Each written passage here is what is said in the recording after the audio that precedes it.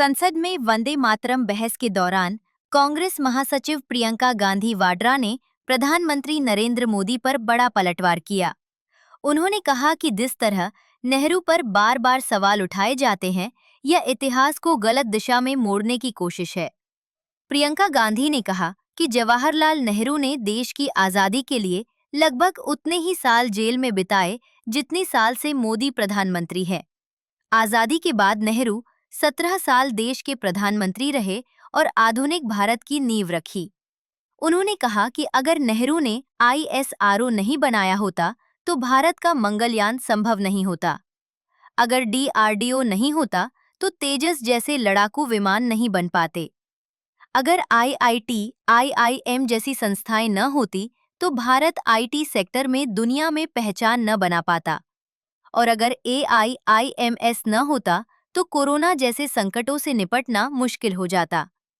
प्रियंका गांधी ने कहा कि नेहरू देश के लिए जिए और देश की सेवा करते हुए ही दुनिया से गए। इसके साथ ही उन्होंने सरकार पर निशाना साधते हुए कहा कि अगर नेहरू पर शिकायतें हैं तो उनकी एक सूची बना ले और एक बार में लंबी बहस कर मामला खत्म कर दे।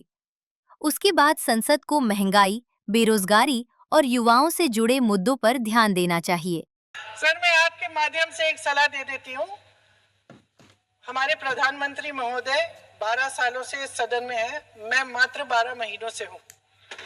फिर भी छोटी सी सलाह है। उन्होंने अभी हाल ही में चुनाव था, कुछ महीनों पहले उन्होंने एक सूची निकाली थी कि विपक्षी दलों ने और विपक्ष के नेताओं ने कितने अपमान किए हैं इनके, और उसमें शायद 90-99 ऐसे उन्होंने अपमानों की सूची बनाई थी। तो मैं उनको एक छोटी सलाह देना चाहती हूँ कि नेहरू जी से जितनी भी शिकायतें हैं, जितनी भी गलतियां उन्होंने की आपके जहन में, जितनी भी गालियां देनी है, जितना भी अपमान